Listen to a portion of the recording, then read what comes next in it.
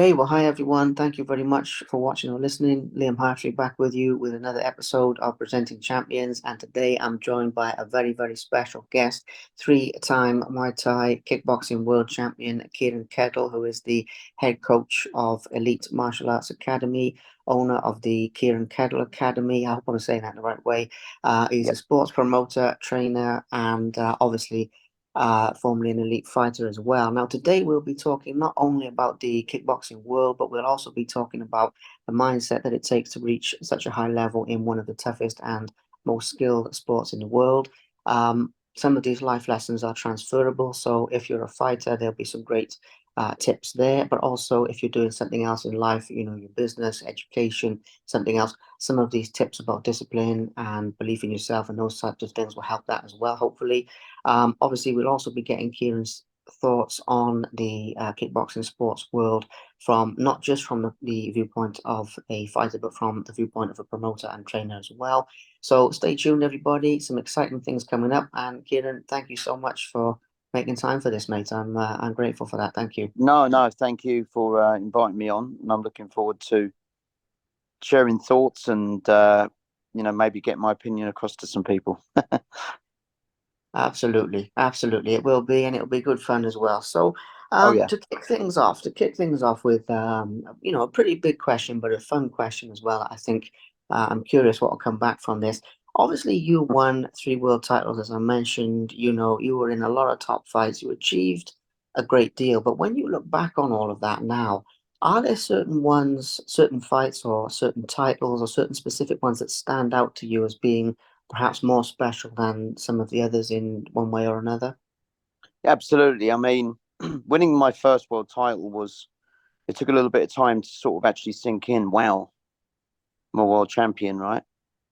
Um, and then I remember actually, getting the belt around my waist and then going out in the changing room and walking out with the belt and just sitting there looking at it like, wow. But it took some time to really, really sink in. Um, and then really for me, the big test was going to Thailand, learning about myself out there a lot. These last minute fights, giving away weight, not knowing who you're fighting, what style they are, um, fighting in crazy heat, all those sort of things that Thailand can test you with. Um, but for me, I remember two very specific fights. One of them was actually I got a phone call a week prior to the fight. Hey, would you like to fight? We're going to be doing this. We're trying to push Muay Thai into the Olympics, and we want you to fight representing UK. This was in Thailand, in Bangkok, and we're going to get some Thai to fight you. And I was like, well, I've got to be honest with you. I'm fighting in 4 weeks, so and it's a big fight. It was at one of the big stadiums, so this isn't really an interest to me. But I can do it afterwards. He's like, no. It's going to be an easy fight. You're just going to basically work round with each other and show some skills. I was like, okay, fine. So I went to the gym when I was in Bangkok, Khao Samrit, and said, look, I'm going to fight in a week's time. It's 3 weeks before the Rajadam Nurm Stadium. What do you think? Well, yeah, sure, do it. Like, but just be careful. And if it's just basically like just to move around and just trying to just showcase the Muay Thai to the TV, it was on TV, all of this. Sure, no problem. So lo and behold, Bangkok. I don't know if you've ever been. Have you been to Bangkok? So Bangkok, the traffic is insane. So I had to be there in the morning for a weigh-in. I turned up. At the time, I was about 67, 68 kilos. I hadn't really even cut weight because they're just saying it's just going to be like a fun fight. Didn't even see the opponent. I recognised this guy. He came over and he was like a manager. And I was like, I recognise this guy. I can't think where it's from. And I said, where's the fight? He said, oh, it's 20 minutes away. So the weigh-in was in a different place. We got in this taxi and the taxi was insane. It was like 2 hours to get through traffic. I got to the arena. I looked in the arena. There's like 5,000 people there waving flags and stuff. And I was like, I thought this was supposed to be like a fun thing. So the promoter came over. Oh, yeah. You're going to be fighting in 1 hour. I said, okay, fine. So I said, who am I fighting? He said, oh, it's up on the wall. And of course, it was in Thai language and I couldn't read it. So I called up my coach. Said, where are you? He said, I'm stuck in traffic. I said, oh, don't worry. It's just a demo thing. So I started wrapping my own hands, right? and I had a friend with me, and he was just giving me like the massage and stuff, and I was shadowboxing. Anyway, a very famous Thai fighter walked past our changing room called Buakaw, who at the time was the K1 Max champion in Japan. He was a superstar, still is, still fights. And he walked past the changing room, and I said to my friend, "I've got to get a picture of him." So I looked in like 5 minutes later. I looked in, and there he is. He's warming up. He's all oiled up and wraps. And I was like, "Fuck, man!" So Buakow's on this show as well. Can't fucking believe it. Went back in the changing room, and then my coach turns up. He's running in. Sorry, sorry. I said, "Don't worry, it's just a demo fight." And then he reads the form and says, "Kieran Keddle versus Buakaw Paul Pramuk." So I was like, "My God, like I'm fighting the best of the best pound for pound." And the cameras came in literally like that. "Okay, you're on in 15 minutes." And and I won't lie, I did shit myself, but I was going to do it still, right? And I did the fight, and I lost on points. Clearly, he was better than me, right? Um, and that taught me a lot about myself, about face your fears, go through it. This is Thailand for you, the last minute changes. And to be fair, that developed me, the mindset to make me so much stronger. That all these things can happen last minute. Changes can happen, rule changes can happen, weight problems, politics, all of that can happen last minute. But the end goal is you're still going to be in there competing, right? So that taught me a lot. And then my other time was I was due to fight December the 20th, and my brother came to see me on Boxing Day, and the fight got changed, so I fought on Christmas Day, and I turned up at 9 p.m. and the fight happened at 2 a.m. They delayed it. I know, and the guy I thought was real high level Thai. I managed to beat him on points, but I was absolutely banged up. Shins were smashed, cut eyes. And of course, my brother landed the next day, and I met him at the airport just looking like Sylvester Stallone, like Rocky Balboa. I could hardly walk. And he was there for 2 weeks with his fiance, wife now. And I could literally not do anything for 2 weeks because I was banged up so much, right? And again, that's just the commitments that you make. He understood, the family understand. But I actually really understood after that when you have a fight, when you're that, especially when you're young and you're independent, in some ways you're very selfish too, and you have to be. You have to put fighting first and everything else down the line. But I remember, like even he come over, and he wasn't fussed that I couldn't do anything, like I was so banged up. But I really appreciated after that the family support that you have and the friendship that you have, and you realise how selfish you are as a fighter, but you have to be to compete. Absolutely. What an amazing story. I mean, I was hoping Bill Cow would come up at some point anyway, fingers crossed, but it came up straight away.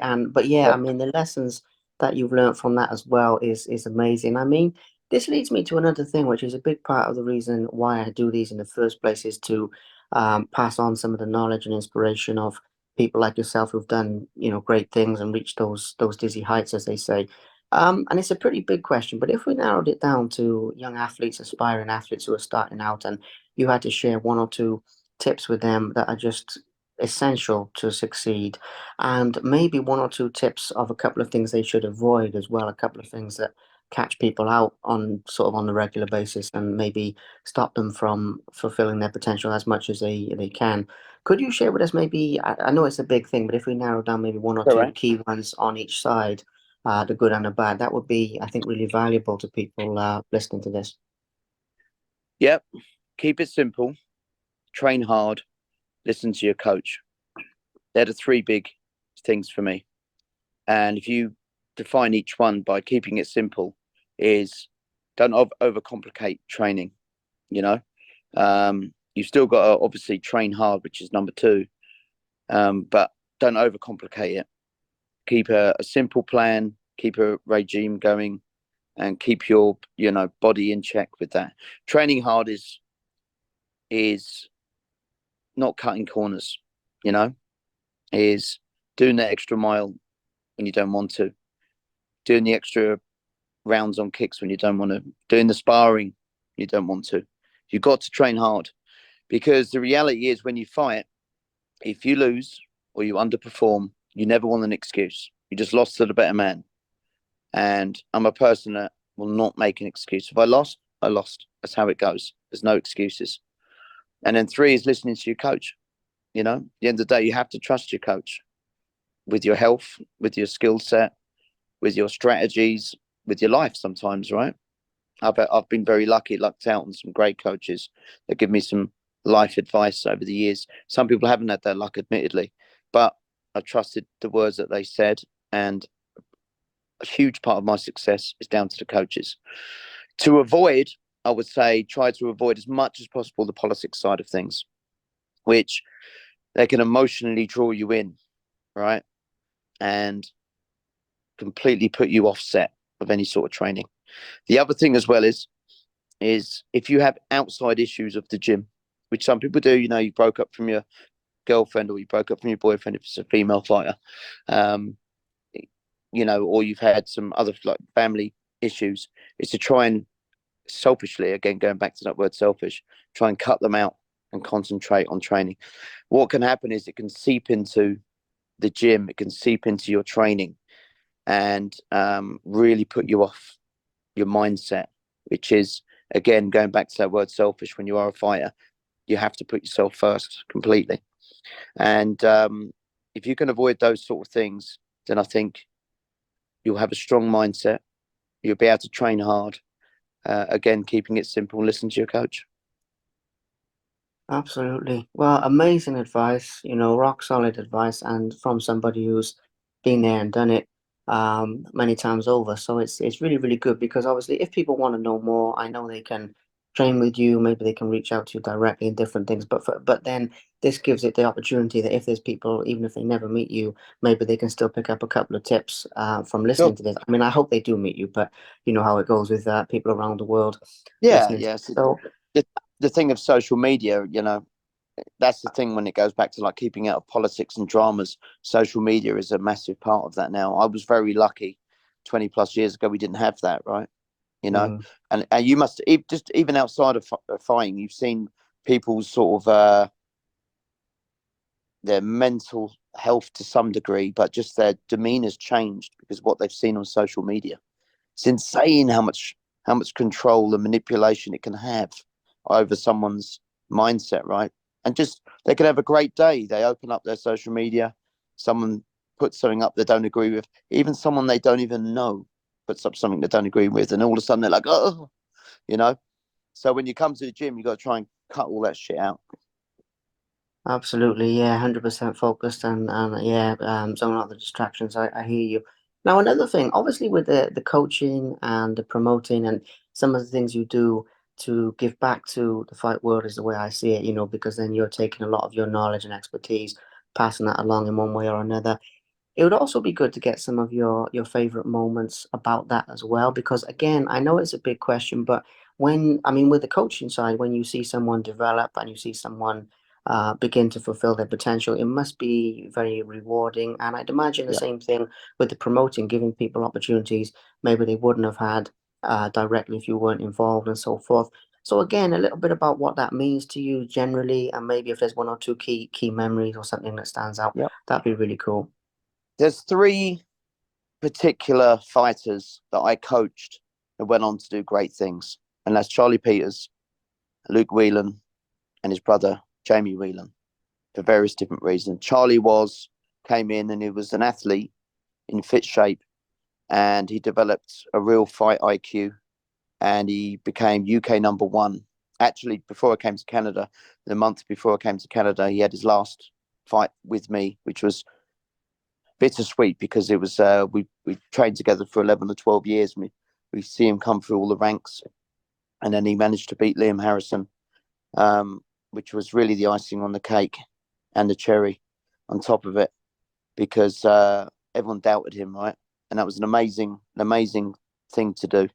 Then we had Luke Whelan, who came originally from another gym, and we managed to. At first, he was like a road warrior. We'd be calling him, "Hey, Luke, you want to fight next week?" Boom, straight away, yes, let's go.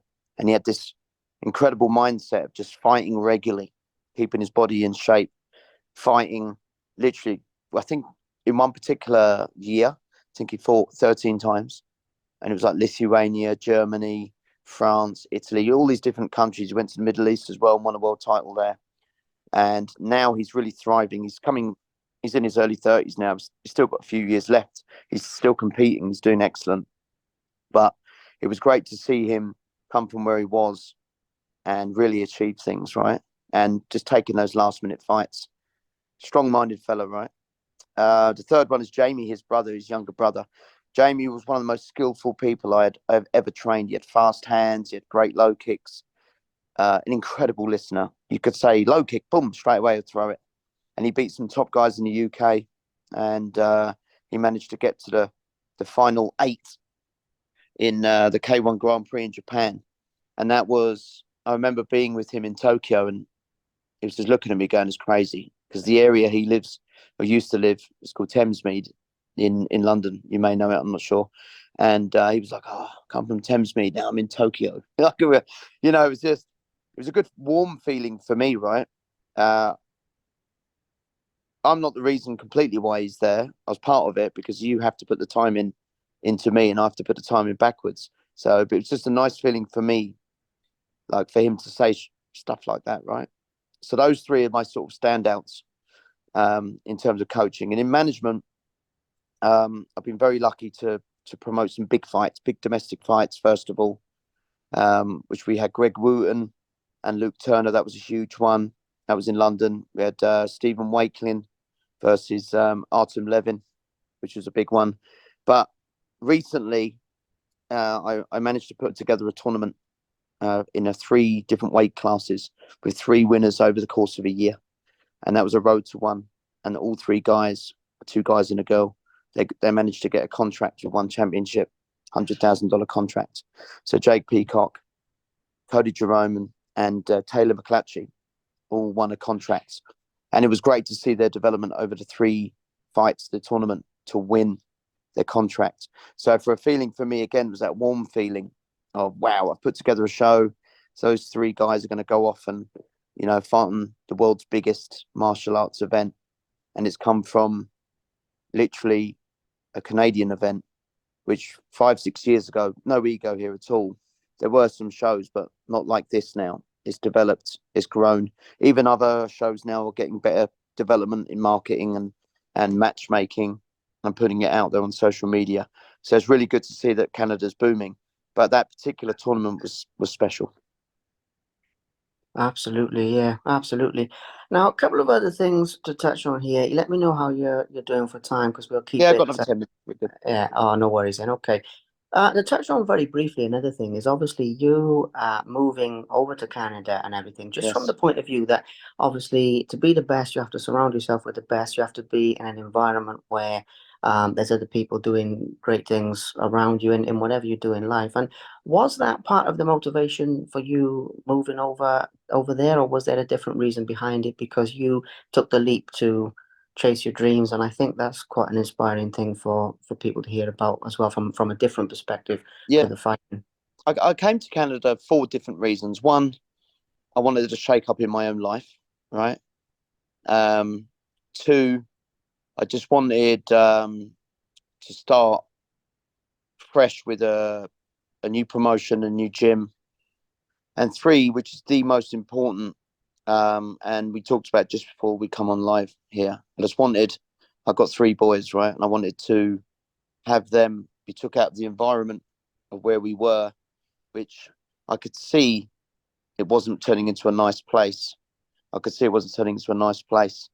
And I just wanted to take them out of that to bring them to Canada just so they could have a better start in life, right?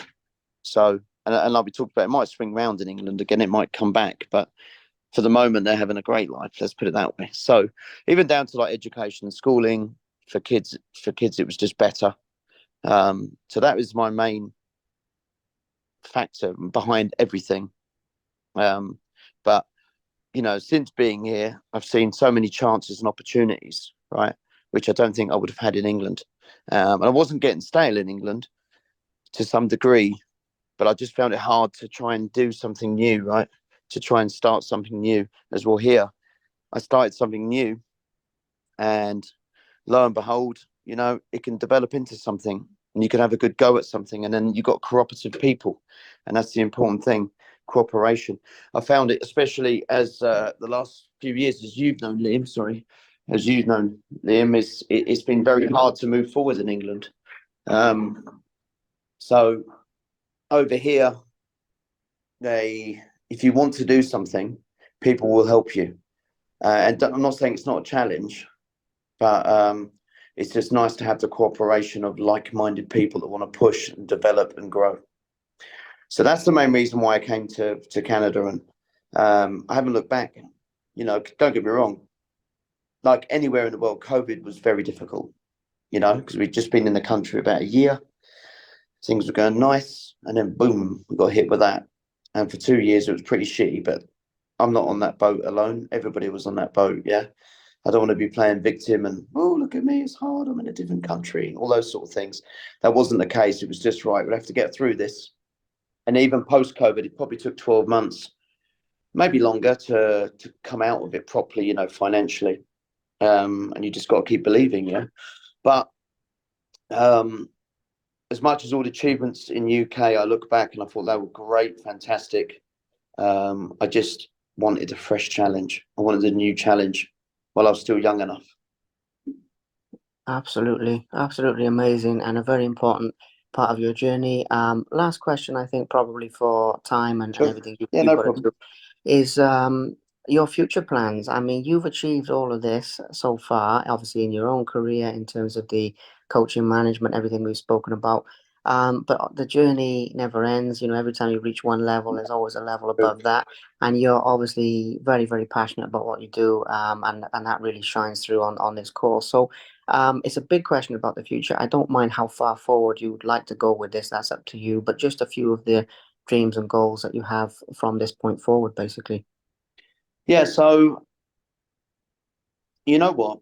Um, a good friend of mine, and who's a very popular person in the world of Muay Thai and kickboxing, is Damien Trainer, and we spoke about it. He's a really good friend of mine. The fighting side of things was basically our CV. It was very difficult then, and it's getting better. Very difficult then to make any sort of financial gains, but we enjoyed what we did. We were passionate what we did, and as soon as the fighting finished, you can use that experience into other things, whether it's coaching, owning a gym, management, or promoting. And I've been very, very lucky that I've been getting involved in all of those things. Now, it's not. It doesn't mean that there's going to be anything at the end of that rainbow. You know, still have to work hard. But how I'm seeing it now is all those years of hard work are starting to pay off for me. Right. Apart from Muay Thai shows, we do white collar boxing shows with a company called Ultra. So we bought the franchise rights to Canada, which is awesome, and we're developing that as well throughout the whole of all the regions and provinces nationwide. And that's from years and years of promoting, years and years of putting my name out there. And, you know, finally, I'm starting to see some rewards from that, which is great. Our Muay Thai show, where we just finished last year with the tournament, that's also we're going to be doing 2 or 3 of them a year. And we've just got a franchise deal with another province, which is in Ontario, Toronto. So it's years and years of hard work that now I'm seeing a really good future coming from this, right? So in a nutshell, my plans are very simple. I'm going to keep going what I'm doing. I'm going to keep pushing. I have like goals. Of course, I have goals. But being honest with you, my goals are very, very simple. I've got a family that rely on me. I have to provide for. I have to make very clever decisions because, you know, it can be difficult. You make a wrong decision. It's okay when you're single and 21 years of age. But at my age, it's a hell of a lot more difficult. So I'm driven by my family to do the right thing. So my future at the moment, I've invested heavily into, which is obviously more development of shows across the nation, across the provinces, in Muay Thai and of course in the ultra white collar boxing. And then of course, on a personal note with the fighters, we've got a few young ones coming right through now that are 18, 19, 20 years, yeah, actually from 16 to sort of 22 years of age. They're developing nicely. And my passion is from regardless of the promoting and everything else, my passion is still just people fighting. I love it. I love watching it, commentating on it. And if I can be a part of someone's future, and one of these kids from Canada can go off to win a world title or have a great fight, or they can earn a lot of money from something, I'll be delighted for them. Absolutely amazing. I love that. I love, how you give back and contribute to people. It's one of the highest aims that we can aspire to in life. You have to. You have to. Do Yeah, you know what? I think we're from a place where they want you to, or people, they have a journey and they say it's all me, and they don't want to cooperate with people. They don't want to help people. And I've been advised by business people, oh, you got to think of yourself. You got to think of, I just can't do that as a person, right? I like helping people rise. I like being part of that. I like seeing people evolve. I like seeing people happy, right? That's who I am. And luckily, I'm in a business where I can see that happening around me, whether it's in the gym or whether it's promoting or whether it's managing. So I'm blessed in that sense to have a job like that. absolutely. Absolutely. Blessed is the word. Well, thank you for your No time, problem. champ. It's been absolute pleasure, and we covered the most important topics I wanted to. So thank you so much. Enjoy the rest of your day. I Same to you. will send you this. The only thing I'll send you this when I release this link. If Yeah, you could reshare or anything, I'd be super grateful for that. Obviously, I'll absolutely. push it around my side, but that'd be lovely. Yeah. But other than that, I look forward to following your progress to our viewers and our listeners. Also, last thing, plug into what Kieran is doing as well. He's out there, he's on social media, Kieran Keddle. So just Google that and the amazing work he's doing will come up. Please give him a follow. And thank you, everyone, for watching. Kieran, thank you for your time, mate, and you have a great day. My Now, best wishes. Liam, you keep doing what you're doing, right? Keep pushing. I'll be watching. Thanks a Thank lot. you.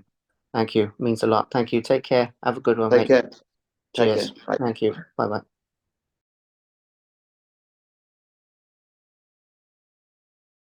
Thank you very much for watching. Please subscribe to the Simply Inspired YouTube channel, and there'll be more videos coming soon.